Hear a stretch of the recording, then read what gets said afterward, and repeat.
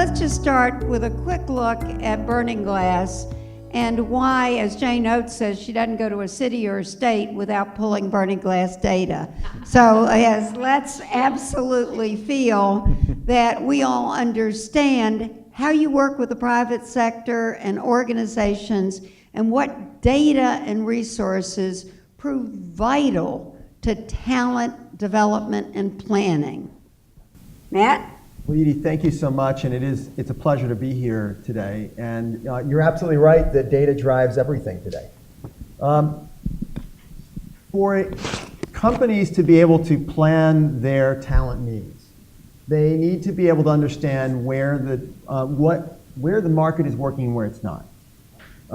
And the market either functions or doesn't function at a level of specificity that in the past hasn't been available. And so our understanding of the STEM gap itself, we talk a lot about the STEM gap, but the STEM gap behind it, underlying it, is an information gap.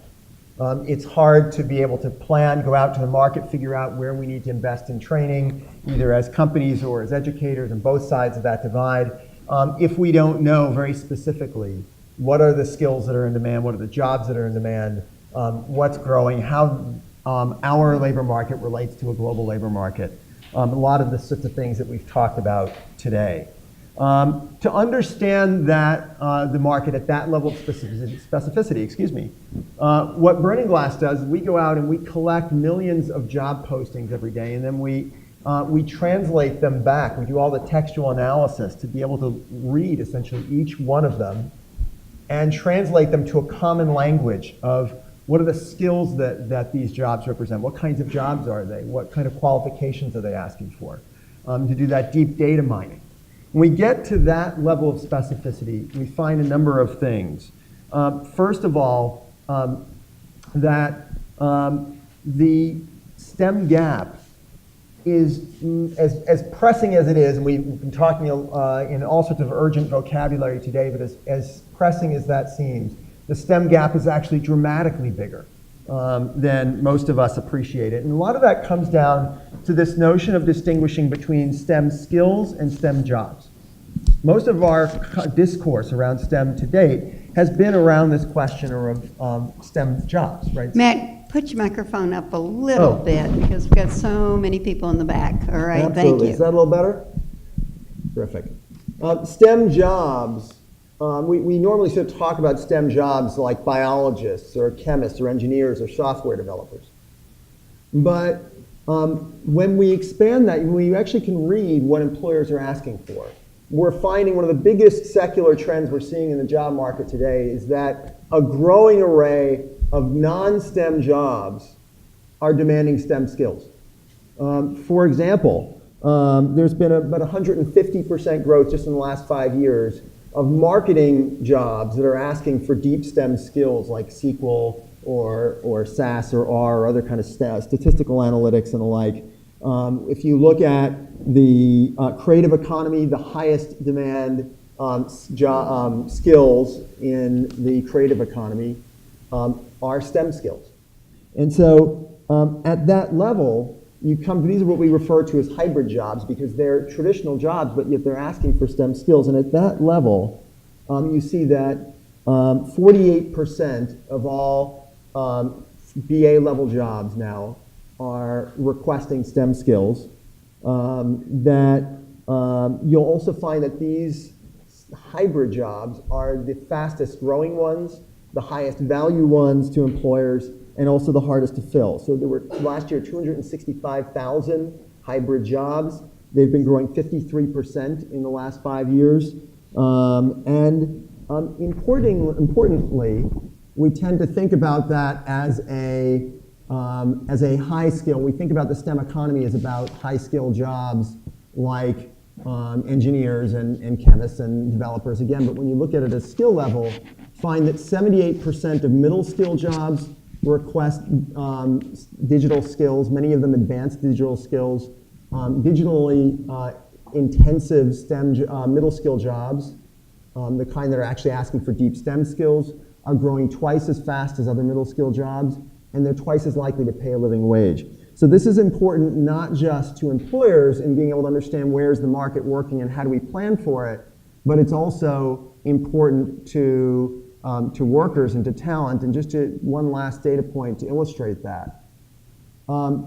We recently looked at jobs that value coding skills, which again go well past jobs for software developers.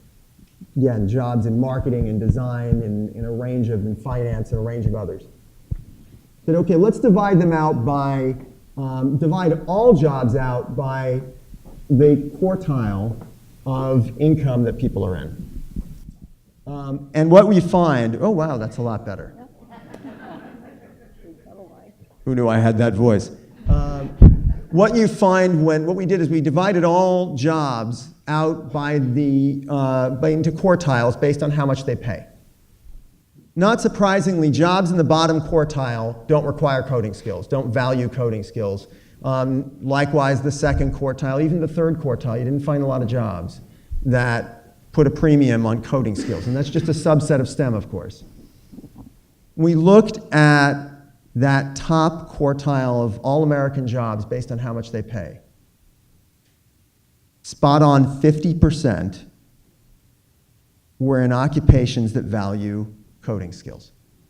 So for workers, for students who are coming up who are coming up today, if they want to have a chance at landing a high-paying career in the 21st century, they need these skills, and we owe it to them to tell them specifically which ones they need to have.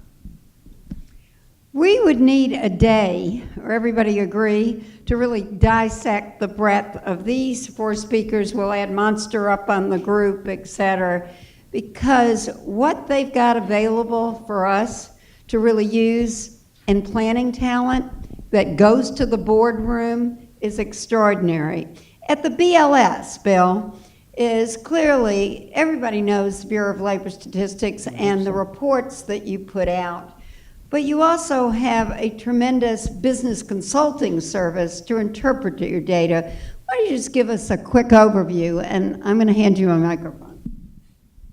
Okay, thank you. Well, I hope everybody knows the Bureau of Labor Statistics. And so we're the folks that, for example, next Friday will give you the employment situation, which folks will eagerly await for at 8:30, telling you the number of payroll jobs that were developed and the unemployment rate.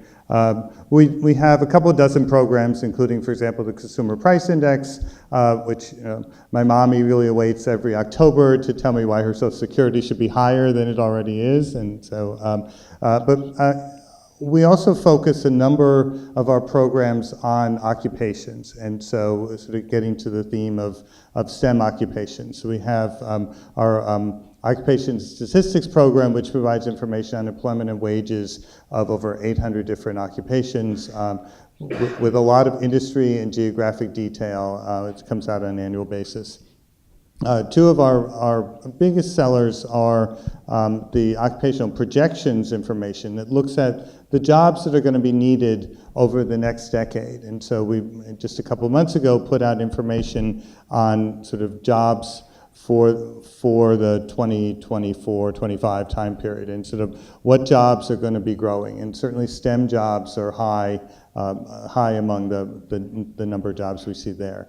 And our biggest seller is the Occupational Outlook Handbook, which has been around for the better part of 80 years, and we've gone from a very sort of paper-intensive product to an online product that is used in a lot of schools and universities as sort of a look toward what are the skills needed, what are the working conditions, what are the wages involved in a variety of occupations. So you asked me about sort of consulting. We're not consulting in the way that you think of some of our private sector brethren, but we do offer as much assistance as we can to folks to sort of help understand the type of data that we provide, where the data is coming from. And one of the things that we really focus on with the Occupational Outlook Handbook is schools, and going to schools and going to career counselors and to helping them to understand the type of data we have and the types of occupations that are going to be growing into the future. So, I mean, I'm happy to talk more about some of those details, but let me just leave it there for now. Terrific. And I think we would say, why would we get a healthcare company that's global like Centene in this panel. We picked somebody tremendous who is the Chief Medical Officer for Specialty, Mary Mason. Dr. Mary Mason, thank you for joining us. But we ask her the question of how do you use data with predictive analytics and really planning for Centene. So Mary, it's yours. Thank you. And it's such a pleasure to be here because so often people don't think of healthcare as STEM. I know my son, when I told him I was coming to a STEM conference, he's like, "Do you work with robots?" And I'm like, "No." But anyway, I am pleased to be here. And I really do live in two worlds because one day a week I am an internist in a general medicine clinic. And then the other 4 days I'm over at Centene helping to create clinical programs and protocols for our over 10 million members, mainly in government-run programs such as Medicaid, Medicare, as well as exchanges. But when I think of when I'm in the clinic, I'm very reactive. The only way that I know a patient needs attention is they call or a family member calls. And that's how most physicians work in a primary care practice. However, when I'm at Centene and we have 10 million members that we are looking at across 24 states, and we have a limited number of resources of nurses and physicians, very valuable resources, but very expensive resources, we need to figure out who are the patients that we need to contact, how quickly do we need to contact them, and would our intervention be impactable? So that's where predictive modeling comes in. And one of the things that's so interesting about predictive modeling is that we hear about it as far as in healthcare. It's been something that we hear more and more about. But it still comes down to the inputs that go into the system. So claims data, so if you have a claim coming through your insurance company, that will go in. If you have pharmacy data, that's real-time data. That's great. We also have health risk assessments, that self-reported data that can also go into that engine. And those really can help us with our algorithms to figure out who are those patients, usually it's 2 to 4%, who really need intensive case management and you can really make a difference. So we use this with a variety of different disease states, with pregnancy, with diabetes, with asthma, with COPD, with congestive heart failure, and also people who have multi-conditions. The one thing that, though, is interesting, and I just put this out there because I think it is important to remember that there are pitfalls in the predictive modeling that we're trying to find ways to get around and solve. Pregnancy is a very interesting issue, and we manage about 150,000 pregnancies last year. It will probably, now with our merger with HealthNet, will probably be closer to 250. What we find is that when these women come in and we get eligibility files from the state saying that they're pregnant, we often have no information on them as far as risk factors. We really have no claims data in the system because they're often new to our plan. And so unless we try to find out that information, the next time they hit the system is either OB triage, they went to the emergency room and got sent upstairs to the OB floor, or they deliver. And sometimes the delivery is a NICU baby. So we have spent now since, I guess, 2007, creating a very proprietary hybrid predictive modeling system where we use a notification of pregnancy. We take that input from the patient, from the doctor, from the family member, anybody who wants to give us that information, and we have a very streamlined set of questions that we know are impactable and we know we have to act on quickly. And then we're able to take that data, put it through our algorithm, which we have continued to refine, looking at our outcomes, and we keep going back and making sure that we're hitting the right women. We then are able to stratify those women into the appropriate intervention, whether that's intensive case management, more of a case management light, or education. And we've had some very interesting data. We have one series that we looked at of 38,000 women who were actually put through the system with the predictive modeling score and then stratified into our Start Smart for Your Baby program. And what we found is that if a woman went through the program and we used the predictive modeling, her chance of having a baby of less than 1,000 grams, and those are those micro preemies that, are those $1 million babies that we hear about who have lifelong problems.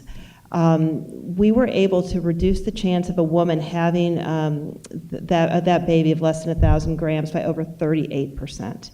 So that's where we find that there is so much power in this data. And so we continue to look for different ways to use the data in different disease states. But it really is, I think the message is having healthcare move to a more proactive state versus a reactive state will result in better healthcare overall. Well, so it's talent, and some of this healthcare is so important to your talent, and they do use it for talent. In fact, our key liaison from Centene was this Chief Human Resource Officer, and before that, Cindy Brinkley was at AT&T as Chief Human Resource Officer and the Chief Human Resource Officer at General Motors, and is clearly so the talent side, but also using the data for predictive analysis across the system. So now we go to the United States Patent and Trademark Office. How many of you use the U.S. Patent and Trademark Office? Raise your hands, right? Awesome. So it's just extraordinary when you see the leadership of USPTO. And we work with their director, first minority woman to ever lead that office. But what's so great is we got the general counsel today. So Sarah Harris, you have been thinking with us, and thinking with Heidi Klembeck-Sotter, and USPTO has been mentioned by two companies here today, and particularly as you look at the research and development area and the jobs. So just give us a sense of how you're looking not only at your own talent, but where you're looking for innovation as you really look at your framework of USPTO. Sarah Harris. Thank you. Can you hear me with this one? Is that, no? Okay. Well, thank you very much. It's very interesting to be here with this amazing group of people, and I didn't know what to expect, and it's been extremely illuminating because I want to give you a little bit of background about the agency. So we're about a 13,000 person organization with about a $3 billion budget. So I just came from the private sector 2 years ago, and I didn't really know what to expect, but we actually run as a business. And our mission is to promote innovation, competitiveness, and economic growth, both internationally and domestically. And we do this by examining patent applications and trademark applications, by guiding global and domestic intellectual property policy, and we also try to educate the public. And why do we do this? We do this to support all of your companies because everything we do is for our stakeholders. We're a fee-funded organization, no tax dollars go to support us.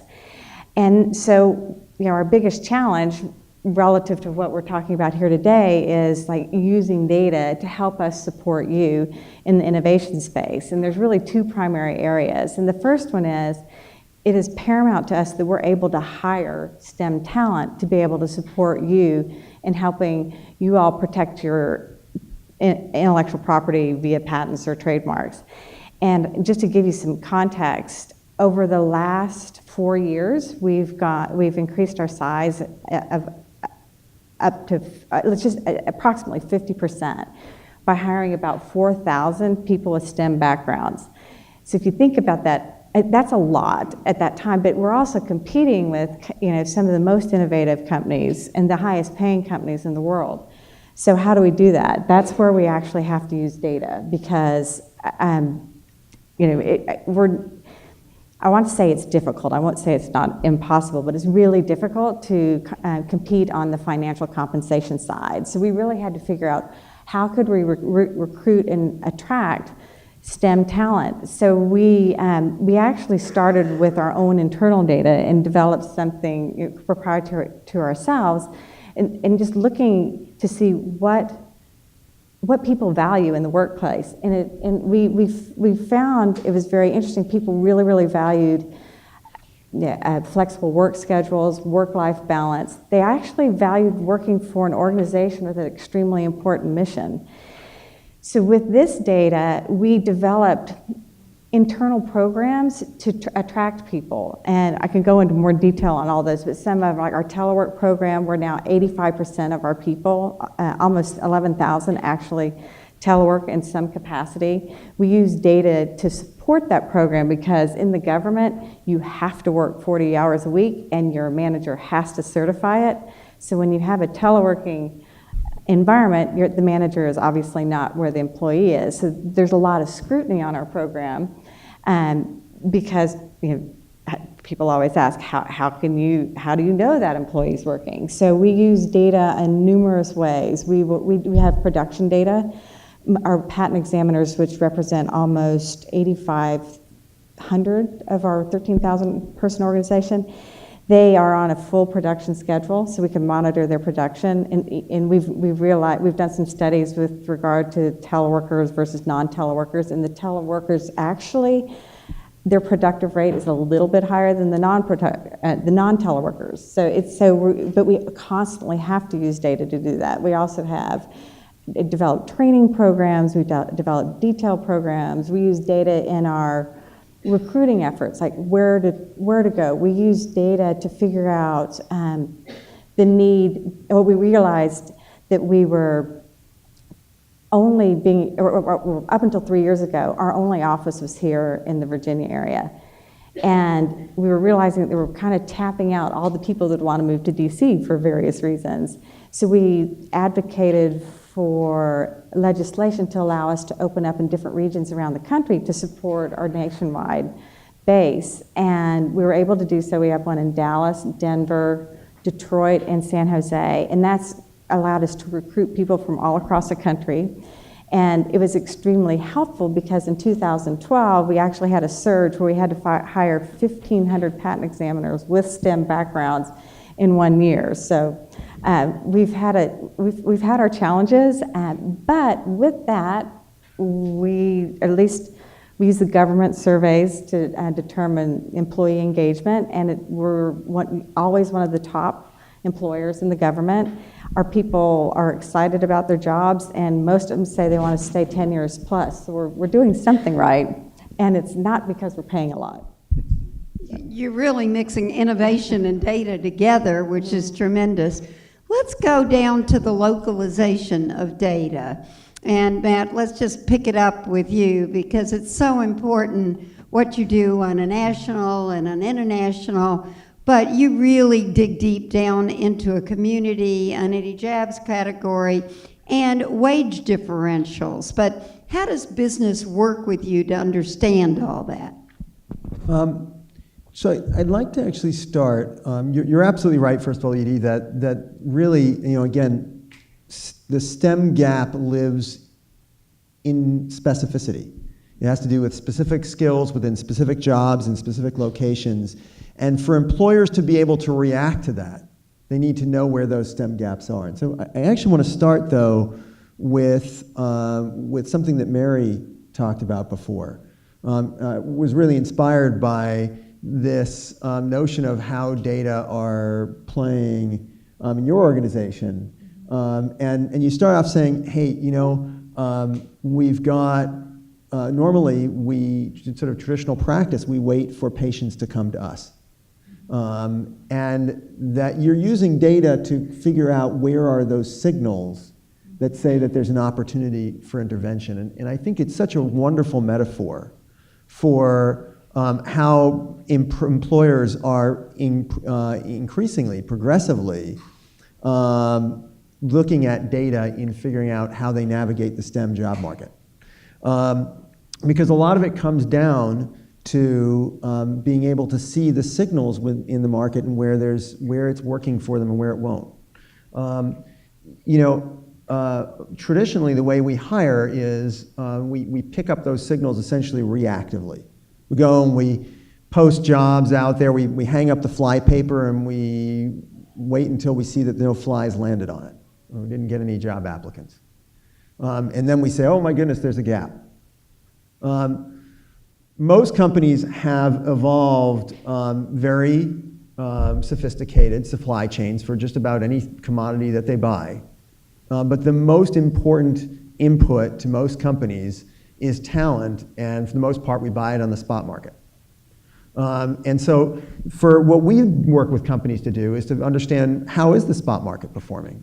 I'll give you an example. Last year, there were 49,000 job postings asking for a CISSP, a cybersecurity certification. The national population of people who have a CISSP is 65,000. So a tremendous gap. So you literally have to, there's one job for everyone who's already working in the field, and those are mostly new jobs.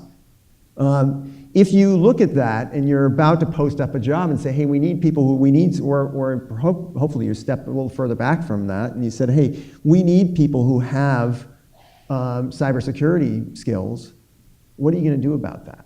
How do you build a supply chain for that talent that says, okay, what are alternative talent pools that I could tap? How do I invest my training dollars? Corporations right now spend $60 billion a year, according to Deloitte, on corporate training. But most of it's really oriented around compliance rather than mobility. If we see that, hey, this is a job that's going to be hard to fill, how do I train for it? And another example on those similar grounds, a vanilla graphic designer, somebody just has sort of basic Adobe Suite skills, things like that, makes about $62,000, $63,000 a year. In our data, when we look at graphic design jobs that also specify web development skills, so more STEM-intensive graphic design jobs, they pay $88,000 a year. So there's a $25,000 a year differential between the two. Can I, is there an opportunity to train more cost effectively than buying on the spot market? Yes. Can I train that job up? Can I train that skill set up for less than $25,000? So it really comes down to reading the market, seeing the signals, and reevaluating and what's working and what's not. A lot of times when we look at job postings sort of resemble, I often joke, they resemble an archaeological dig, because we tend to throw requirements into those jobs and they get embedded in there, and they made sense to put in. We're grasping at straws to find filters that work when you've got thousands of job applicants coming into a single posting.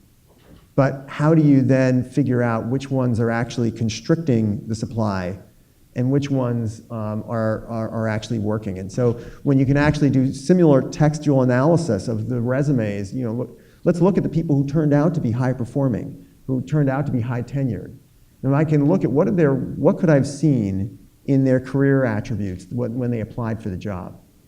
And we asked for a college degree, but do the people who had one, did they actually prove to be more effective in the job, or did they not? In some jobs, they probably do. In a lot of other jobs, we may be asking for that degree and not. And so again, companies are using data and the kind of analytics that we provide to be able to make those much more accurate assessments so that they can plan more effectively and be more effective at finding the talent they need. You could tell we may just want to host a day roundtable with all the firms and have you share your planning based on data and really take it to the next level. But let's turn to BLS again. I think one of the things, Bill, we're very impressed with is how you work with the private sector, and you even have some consulting assignments, which are really important. So just share with us, how does the private sector work with you on talent planning? Well, let me talk a little bit about sort of our data in general, and we rely on the private sector. The vast majority of our data are voluntary, and so the 500,000 employers that are providing data for next Friday's employment situation are providing that on a voluntary basis. So our goal is to give employers as many options as possible to make that process as simple as possible. So you can have someone knock on your door, you can have someone call you on the phone, you can provide data by email. We get more and more of our data through the web these days, and so our goal is to make that process as simple as possible. We have 3.5 million pieces of data that come in through the web, so we don't we don't have to be bothering people directly with that service. So our goal is to make the process of getting data to BLS as sort of painless as possible. And I always try to take the opportunities, and I'm out talking to people, to say thank you for providing the data, for participating in our surveys. I know sometimes it's not a fun process, but it is important to getting out the best statistics that we can.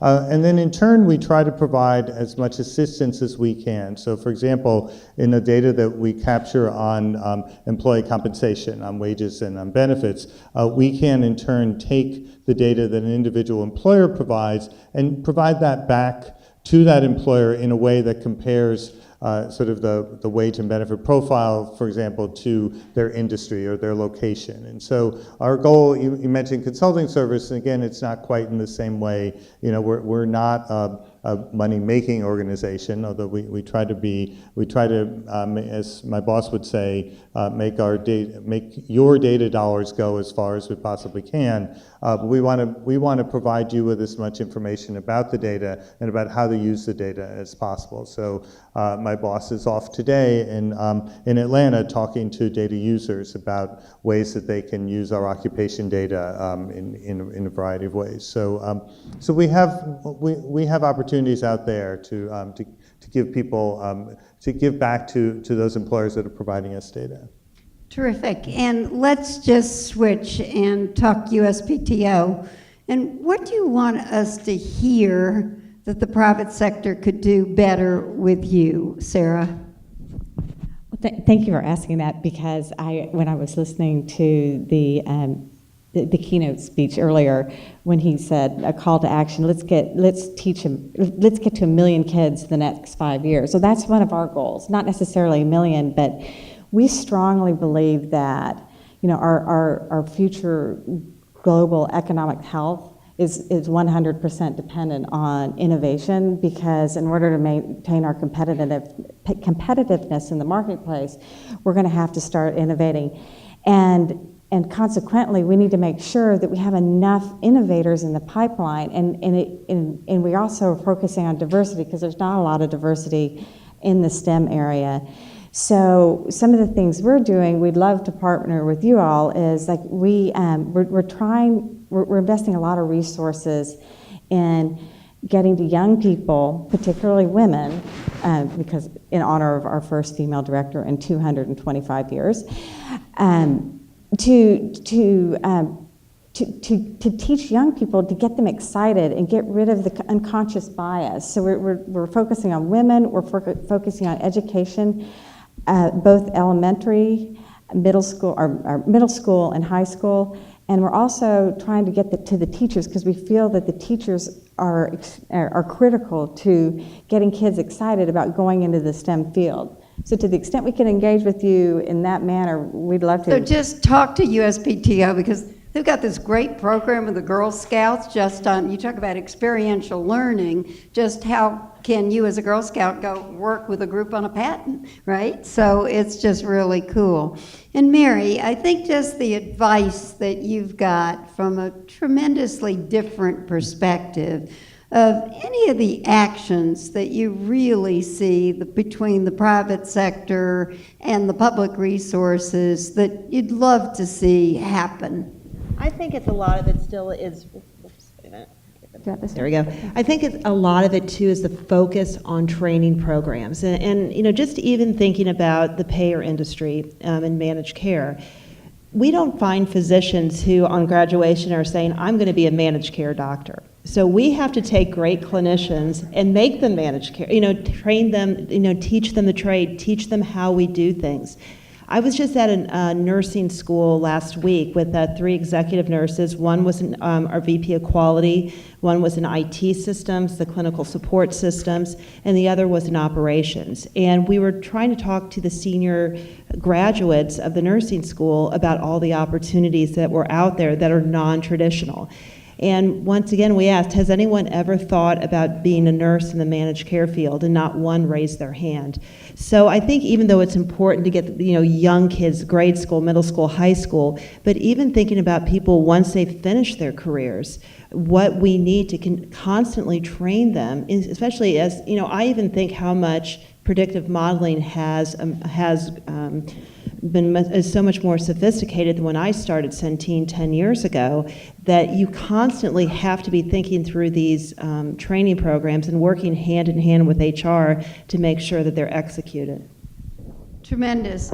We're going to turn it to the audience for about 8 minutes and then ask everybody to come back and make a 1-minute wrap up. So I think Kay, why don't you kick this off? And do we have some microphones or did we steal them all? Wow, this is fascinating. My question is to you, Mary. Kay Cullen with Walmart. How much is Fitbit and wearables and the data that they're providing giving you information? The Fitbit? Yeah, Fitbit or any of the wearables. And that's a great question. One thing too, that just to keep in mind, when we focus on Medicaid members, there's a whole different set of rules. To the point where, even recently, some states would not allow us to text a member. In fact, we cannot text a member without them opting into a program because we can't charge them anything. So if we want to gather information that way, it's very difficult. There's a lot of great applications out there, and we have done some work around apps, especially around diabetes, taking patients that were 50 and older, some who had never used a cell phone, and taught them how to use a smartphone and give them an app. And we have had some good results, but the problem is trying to sustain it. What we have found with healthcare, often people will put in data for the first 3 to 4 weeks, and then it gets boring. So it's trying to find ways to use incentives, trying to find different ways that you can make them excited about it, and then also make sure that if they have a health coach, that health coach is also supporting them. Okay, next question. Well, Jane, let's ask you. You really got this going, and you know so much. If you had to give us all a challenge in terms of fitting this together, truly looking at a perspective around the theme of talent as well, what would you urge us to think about? It would be a little different depending on where you were, but I think certainly government, especially BLS and commerce, quite frankly, have been doing a lot to simplify it. Searchable sites, things like that. It's very hard for somebody who doesn't work on the BLS data every day. I won't even get into ONET. But, there's 7 of us who understand that, and 3 of us are here. But I think I think making it more digestible, I think that's really important. I also think it's important to categorize things that meet both education and business needs. We know educators need a lot to apply for grants.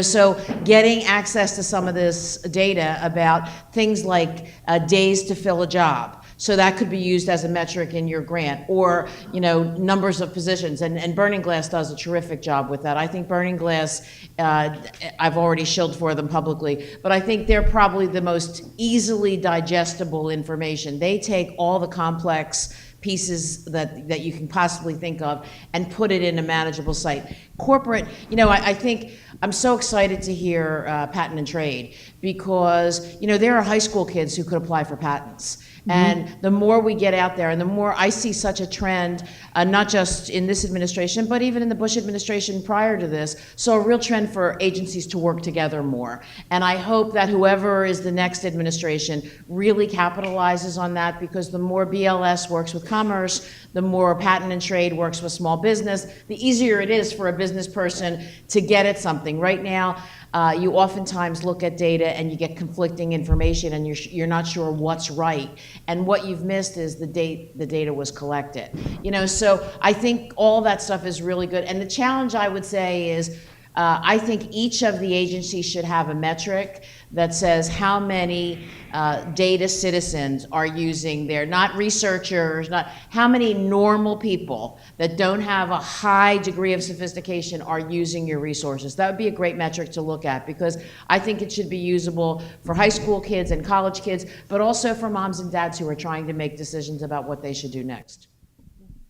Extraordinary data. So let's just ask each of you just to take an action statement of one thing you can do or we can do to really get this information out more effectively and particularly as it relates to talent and resources. Mary, why don't you just start? I think my one takeaway is really trying to solidify more relationships with academic, healthcare-related professional schools. So we have several universities here, and many of them, but I think that's a great action item. Every day we've been talking about this relationship between higher education and corporations. Tremendous. All right, Matt? I think it's about making sure that right, exactly to Jane's point, that you shield for me, now I have to shield for you. But exactly to Jane's point, that we're making data accessible both to employers and to learners. Because for learners, this is absolutely vital. They need to know, and they need to be able to know responsively and learn as they go through their careers. Traditional programs of higher education are slow boats to turn. And so trying to address the STEM crisis as it's going to be 10 years from now isn't enough. We need to make sure that those learners know what are the jobs and what are the specific skills that they can acquire as they go through their careers. And then on the other side, for employers to really be able to, we need to make sure that data are accessible to employers to make sure that they can make smart decisions about how they hire, and where they train. So using it for not only jobs, but skills and how much you can earn, right? Terrific. And Bill, the same thing to you in BLS. Well, sure. I'm going to follow up on something Jane said as well. I like to say that we hide thousands of pages on our website and nobody can really find them. And so one of the goals that we have is really to make the data more accessible, make the data more searchable, and get away from some of the jargon that we've used for 100+ years that make it sometimes difficult for people to connect data from different series. And we've been making an honest effort on trying to work more in that direction, and hope we can continue to do more of that. Sarah? Well, and thank you for saying that we need to make things more accessible, because we actually do a lot of educational effort, and we partner with industry to on Camp Invention, where we reach 100,000 kids and teach them about innovation. We partner with the Girl Scouts, we partner with the YMCA. So I think we need to make that more known, but I think we also need to look for opportunities to possibly consolidate that effort and become a hub for trying to get younger kids in the pipeline faster. I don't know if my agency agrees with that. Is that tremendous? How many of you would like to really work on this subject more in depth and really apply it to your company or organization? Raise your hands. Terrific. I mean, that is at least half the room would like to dig deeper. So that really is just tremendous. Would everybody just like to say, and what we're going to build on this resource hub should be instrumental, but the amount of data, analytical data, using it for talent, using it for youth, is just something we so appreciate. Mary, Matt, Bill, and Sarah, we just thank you so much. And we've only touched 2% of what we can learn from you. Thank you. Give them a round of applause.